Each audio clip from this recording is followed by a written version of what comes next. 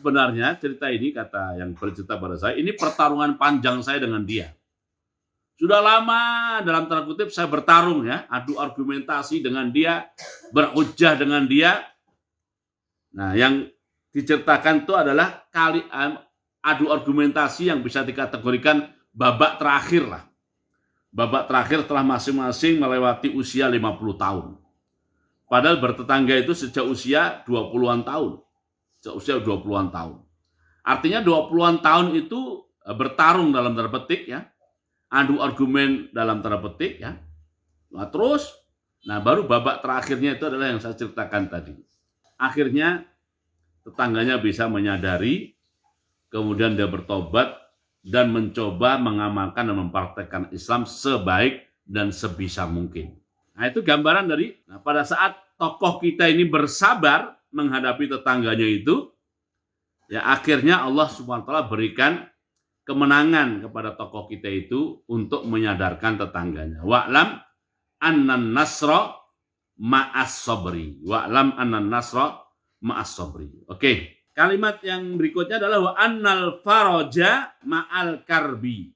Wa annal faraja ma'al karbi. Dan bahwasanya kelapangan atau kelonggaran atau jalan keluar itu datang kapan? Datang setelah seseorang mengalami masa sulit, seseorang mengalami masa terhimpit, ya, terhimpit atau terjepit ya, oleh berbagai kesulitan.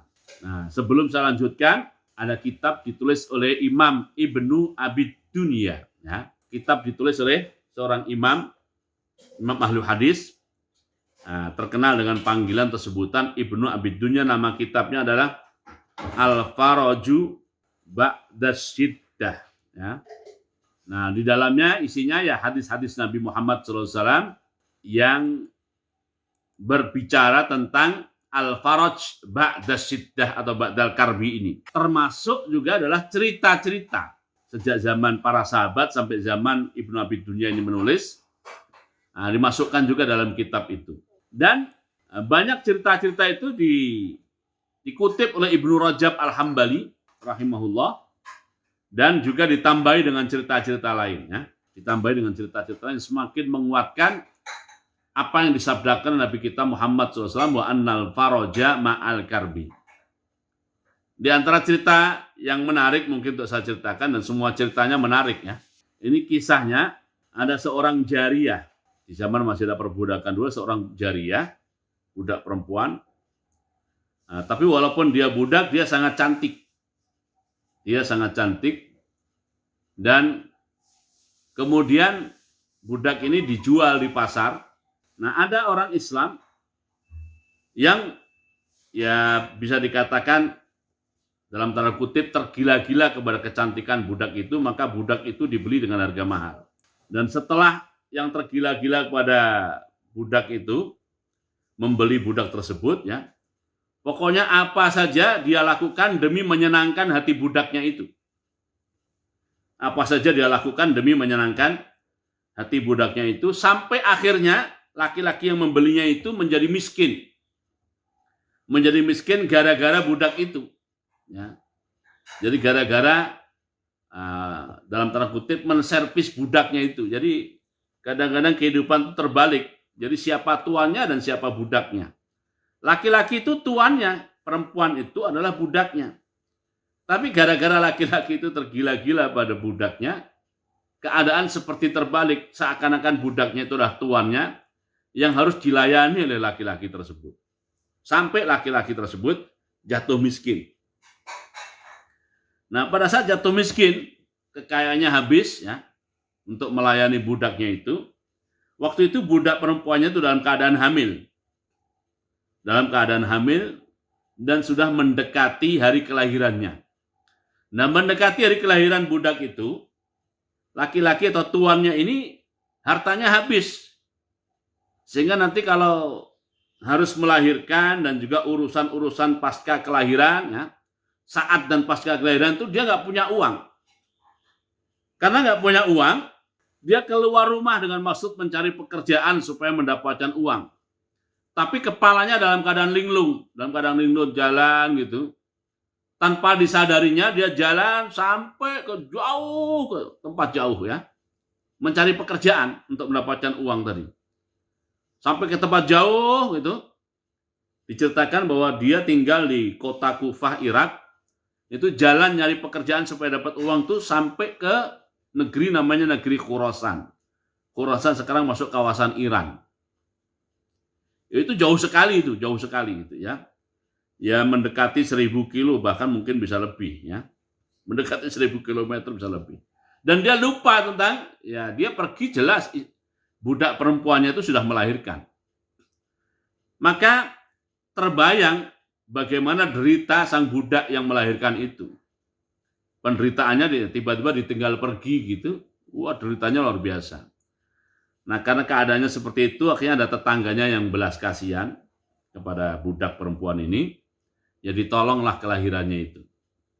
Ditolong kelahirannya sehingga melahirkan dengan selamat. Dan pada saat laki-laki tuannya itu meninggalkan budaknya itu ya. Itu kalau tidak ada pertolongan itu kalkulasinya akan mati untuk melahirkan kandungannya itu. Mati untuk melahirkan kandungannya. Nah, akhirnya lahir dengan selamat. Nah, begitulah dengan selamat juga masih kesulitan. Tetangganya kan hanya bisa menolong bagaimana dia melahirkan dengan selamat. Tapi kehidupan selanjutnya, wah itu nggak jelas itu. Itu betul-betul keadaan yang menghimpit. Keadaan yang menghimpit ya. Budak itu dan juga menghimpit tuannya yang sudah pergi entah sampai di mana pada saat dia melahirkan itu ya. Nah, maka dalam hati budak perempuan itu munajat pada Allah SWT, memohon pertolongan pada Allah SWT untuk diberi jalan keluar. Apa yang terjadi? Hari di mana dia melahirkan anak di Kufah itu, harinya itu berbarengan dengan hari lahirnya Al-Ma'mun putranya Harun Ar-Rasyid. Nah, pada saat Al-Ma'mun itu lahir, saat Al-Ma'mun putranya Harun Ar-Rasyid lahir, dia tidak mau menyusu kepada perempuan manapun termasuk kepada perempuan yang melahirkannya. Tidak mau menyusu, maka keluarga di istana pun juga panik, mengalami kepanikan. Dicari perempuan yang bisa menyusui anaknya, tetapi Al-Ma'mun selalu menolak. Selalu menolak untuk menyusu kepada perempuan yang didatangkan oleh pihak istana itu. Sampai akhirnya petugas-petugas istana sampai di budak perempuan yang tuannya pergi entah kemana tadi. Maka dia dibawa ke istana dengan anaknya juga. Dan begitu Al-Ma'mun disuruh menyusu pada budak ini, Al-Ma'mun langsung mau menyusu. Maka kesulitan yang dialami oleh istana itu mendapatkan jalan keluar karena datangnya budak perempuan tadi bersama anaknya.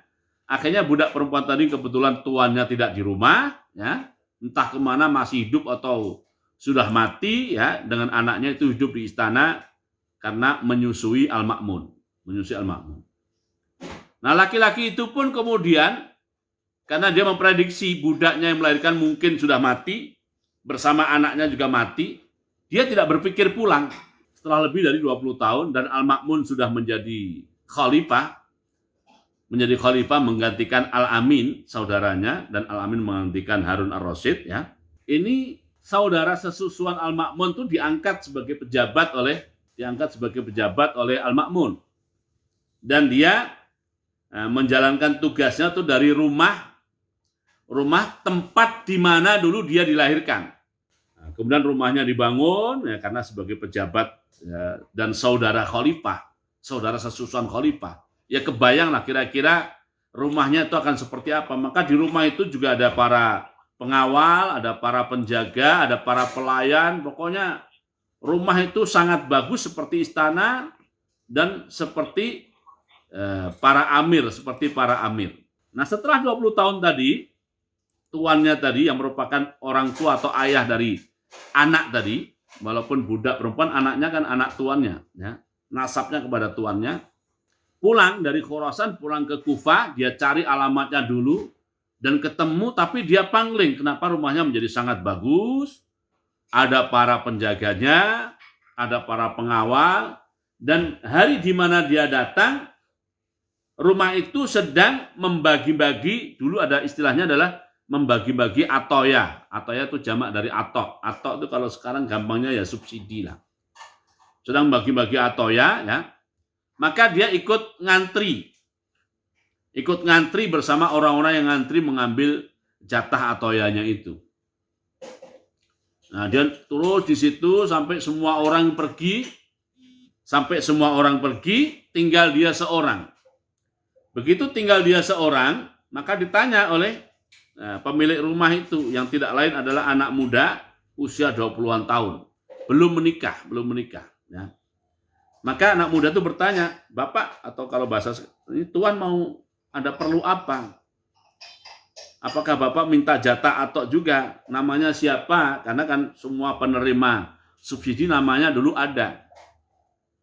Kata laki-laki ini, saya tidak punya hajat apa-apa. Saya hanya ingin menyampaikan bahwa karena dia lihat wajah anaknya itu seperti wajah dia waktu dia muda dulu. Saya hanya ingin menyampaikan bahwa saya adalah ayah kamu. Anak muda itu kaget. Tiba-tiba ada orang mengaku sebagai ayahnya.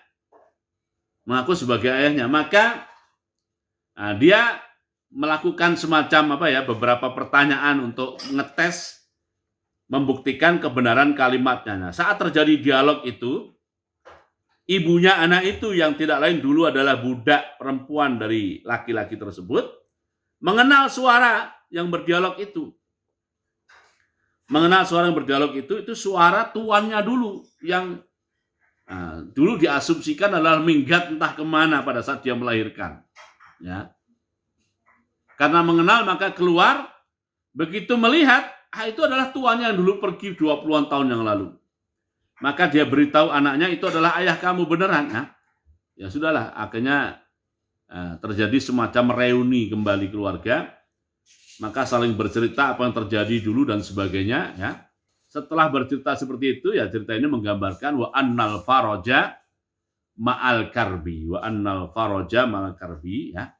Dan terakhir wa anna ma'al usri yusron. Dan bahwasanya bersama kesulitan terdapat kemudahan. Bapak Ibu yang dimuliakan Allah SWT, di surat Alam Nasrah atau surat Al-Insyirah, atau surat Asy-Syarah atau surat Asy-Syarah, Allah berfirman, ya, ayat 5 dan ayat 6, fa inna ma'al usri yusra. Di ayat 5 dan ayat 6 ini, Bapak Ibu yang dimuliakan Allah Ta'ala, kosakata al-usr yang pakai al-usr, fa inna ma'al usri dan inna ma'al usri disebutkan 2 kali. Dan kata yusron juga disebutkan 2 kali. Nah, Bapak Ibu yang dimuliakan Allah Ta'ala, kata al-usr yang ma'al usri itu 2 kali disebutnya, dua-duanya menggunakan alif lam. Dua-duanya menggunakan alif lam. Ma'al usri di ayat 5 dan juga ma'al usri di ayat 6. Jadi kata al-usr menggunakan alif lam al-usr. Walaupun ia disebutkan 2 kali, hakikatnya adalah 1. Jadi sekali lagi, walaupun disebutkan 2 kali, tetapi karena masing-masingnya, gampangnya penjelasannya begitu, karena masing-masingnya menggunakan al, maka hakikatnya al-usr di situ hanyalah 1 kali. Atau hanyalah 1. Hakikatnya hanyalah 1. Nah, sedangkan kata yusron disebutkan 2 kali, dan dua-duanya tidak menggunakan al. Tidak menggunakan alif lam, yusron dan yusron. Para ulama menjelaskan bahwa karena yusronnya disebut 2 kali dan masing-masingnya tidak menggunakan alif lam, maka hakikatnya yusron itu 2 kali. Nah, dari sinilah Bapak Ibu yang dimuliakan Allah Ta'ala, Khalifah Umar bin Khattab, Amirul Mukminin Umar bin Khattab mengatakan atau berkata, lan yagliba al-usru yusraini. 1 kesulitan tidak akan mengalahkan 2 kemudahan. Nah, itu perkataan siapa?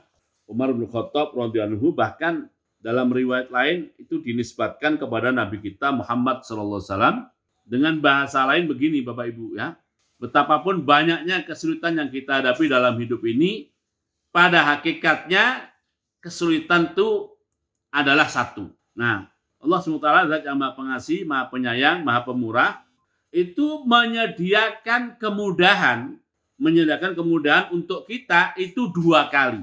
Jadi artinya bersama, sehingga bisa dikatakan begini, bersama setiap kesulitan Allah SWT sediakan 2 kemudahan. Bersama setiap kesulitan gitu ya, kita tidak mengenai satu, setiap kesulitan yang hakikatnya satu itu Allah SWT sediakan 2 kemudahan. Nah ini wilayahnya adalah pertama tentu wilayah keyakinan. Jadi setiap kali kita menghadapi kesulitan, selalu kita harus setel yakin bahwa Allah SWT telah menyediakan 2 kemudahan untuk menghadapi kesulitan yang kita hadapi itu. Bahwa kita belum mengetahui 2 kemudahan itu apa saja, bahkan mungkin kita juga belum mengetahui dan belum merasakan kemudahan seperti apa yang Allah sediakan untuk kita, tapi yang penting adalah kita setel yakin dulu. Karena waktu Rasulullah SAW berwasiat kepada Ibnu Abbas atau memberikan wejangan atau tarbiyah kepada Ibnu Abbas radhiyallahu anhu di sini, itu konteksnya adalah untuk membangun keyakinan itu. Bahwa dalam hidupmu seakan-akan Rasul bersabda kepada Ibnu Abbas, Ibnu Abbas, dalam hidupmu nanti mungkin kamu akan bertemu dengan berbagai kesulitan. Ya, ketahuilah seakan-akan begitu ya.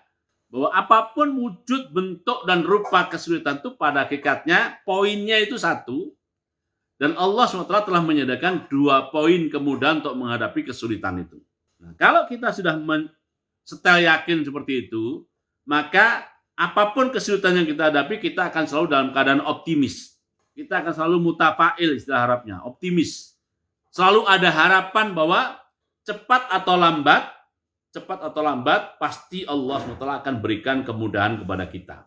Nah mungkin saya akan ceritakan sedikit saja, walaupun Bapak Ibu saya yakin sudah tahu apa yang dialami oleh Rasulullah SAW saat terjadi perang Ahzab tahun 5 Hijriah.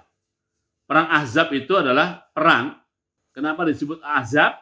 Sebab kekuatan musuh Islam pada waktu itu berhasil membangun aliansi atau koalisi, sehingga dapat menghimpun 10.000 pasukan. Waktu itu ada ide dari Salman Al-Farisi radhiyallahu anhu, kalau menghadapi pasukan besar seperti itu, di mana posisi kita secara kuantitatif kecil, maka salah satu cara yang biasa dilakukan oleh kaumnya Salman Al-Farisi adalah mereka berlindung di balik parit. Nah, akhirnya dibuat parit sebagai perlindungan supaya musuh tidak bisa merangsek masuk dalam Madinah. Tetapi parit itu harus selalu dijaga supaya musuh tidak menguruk paritnya dan menyeberanginya. Nah, karena musuh sangat banyak dan besar, kaum muslimin lebih sedikit jumlahnya, maka menghadapi kepungan musuh yang sangat besar itu, kaum muslimin nyaris tidak bisa istirahat. Istilah siang malam selalu menjaga. Dan masuk juga ke dalam jiwa kaum muslimin itu satu perasaan yang digambarkan di surat Ahzab, surat yang ke-33 ya, dengan istilah irja'ukum min fawqikum wa min asfala minkum wa idzaghatil absar wa balaghatil qulub wa al-hanajira wa tadhunnuna billahi dhununa hunalika betuliyal mu'minun wa zulzilu zilzalan syadida. Al-Ahzab ayat 10 ayat 11. Terjemah resminya adalah yaitu ketika mereka datang kepadamu dari atas dan dari bawahmu, dan ketika penglihatanmu terpana dan hatimu menyesak sampai ke tenggorokan, dan kamu berprasangka yang bukan-bukan terhadap Allah SWT. Itu situasi dan keadaan kaum muslimin. Sudah terjepit sedemikian rupa ya. Nah, di tengah keadaan terjepit seperti itu ya, udah sangat berat memuncak. Nah, tiba-tiba datang seseorang namanya Nu'aim bin Mas'ud al-Asja'i. Dia datang menemui Rasulullah SAW. Dia mengatakan, Rasulullah, saya adalah Nu'aim al-Asja'i. Saya telah masuk Islam, tetapi tidak ada satupun kaumku yang tahu bahwa saya masuk Islam. Karena saya sudah Muslim, Saya sekarang minta tugas kepada engkau, apa yang bisa saya lakukan Rasulullah? Maka Rasulullah menjawab, ya kamu cuma satu orang, musuh ada 10.000. Apa yang bisa dilakukan oleh satu orang menghadapi 10.000? Tapi kalau kamu bisa memporak-porandakan persatuan dan koalisi atau aliansi mereka, lakukanlah. Bapak Ibu yang dimaksud Allah Ta'ala, Nu'aim bin Mas'ud al-Asja'i ini, dia memiliki satu kepakaran. Kepakarannya itu apa? Kepakarannya ya kayak tadi, disampaikan Rasulullah SAW tadi. Jadi dia bisa bergerak sendirian ke sana kemari untuk menciptakan keadaan yang memporak-porandakan persatuan atau koalisi atau aliansi. Maka Nu'aim ini pertama kali datang kepada Abu Sufyan, pemimpin Quraisy. Nu'aim berkata kepada Abu Sufyan, dan Abu Sufyan mengira Nu'aim masih satu barisan dengan dia. Apa katanya? Dan Nu'aim punya jasa besar terhadap Abu Sufyan sebelumnya. Maka dia dipercaya. Kata Nu'aim, Abu Sufyan, ini kamu kok membangun koalisi dan aliansi dengan orang-orang Yahudi Bani Quraisyah? Apa kamu tidak memperhitungkan bahwa Yahudi Bani Quraisyah itu adalah biasa, mereka tuh biasa berkhianat, Muhammad saja dikhianati, apalagi kamu. Nah, hebatnya lagi kata Nu'aim, mereka juga sudah mulai menyaksikan kesetiaanmu. Mereka jalan pikirnya tuh begini, ini 10.000 menghadapi Madinahnya nggak takluk-takluk. Kalau suatu saat kamu, Abu Sufyan, mengambil keputusan pulang kembali ke Mekah, dan yang lain juga mengambil keputusan pulang ke sukunya masing-masing, kan yang tersisa tinggal Bani Quraisyah menghadapi Nabi Muhammad SAW. Menghadapi Muhammad. Nah, kalau kita saja 10.000 menghadapi Muhammad, gak jatuh-jatuh tuh Muhammad. Apalagi kalau kita balik, tinggal Yahudi, pasti mereka akan hancur babak belur. Nah, mereka mulai dihinggapi perasaan dan kekhawatiran itu. Lalu mereka berpikir untuk minta jaminan kepada kamu. Jaminan bahwa kamu tidak akan meninggalkan mereka apapun yang terjadi. Kata Abu Sufyan, betul juga itu. Jalan pikiran dia. Nah, terus kalau mereka datang ke sini minta jaminan padaku gimana? Saya kasih nggak? Kata Nu'aim, jangan kamu kasih. Kamu kan tahu Yahudi Bani Quraisyah itu seperti apa perilakunya, track recordnya. Nggak bisa dipegang tuh orang. Wah, betul tuh, kata Abu Sufyan kepada Nu'aim. Apa yang kamu sampaikan itu benar. Saya tidak akan kasih jaminan kalau mereka datang. Sebelum Abu Sufyan meng-cross-check kebenaran informasi dari Nu'aim sudah sampai ke tempatnya Bani Quraisyah. Ya. Dan dia menyampaikan berita lagi. Menakut-nakuti Bani Quraisyah, mengatakan, Bani Quraisyah, kok kalian berani-beraninya mengkhianati Muhammad, berkoalisi dengan orang-orang Mekah. Nah, kalau mereka nanti, sampai sekarang kan belum putus, lalu mereka mengambil keputusan. Sampai sekarang mereka belum mengalahkan Muhammad. Kalau mereka nanti mengambil keputusan pulang ke Mekah, kamu menghadapi Muhammad sendiri bagaimana nanti? Oh iya ya, betul juga kata Quraisy. Terus kamu ada ide? Ya, kamu datang Abu Sufyan minta jaminan. Kamu datang ke Abu Sufyan minta jaminan. Ya. Akhirnya Bani Quraisyah mengirim utusan menemui Abu Sufyan minta jaminan bahwa Bani Quraisyah tidak akan ditinggalkan menghadapi Muhammad sendirian. Nah, begitu bertemu, kata Quraisyah, benar apa yang disampaikan oleh Nu'aim. Kata Abu Sufyan, betul apa yang dikatakan oleh Nu'aim. Nah, akhirnya karena sudah tidak saling percaya, Nu'aim juga datang ke suku-suku yang lain, terciptalah di antara sama mereka saling ketidakpercayaan, akhirnya pasukan itu bubar.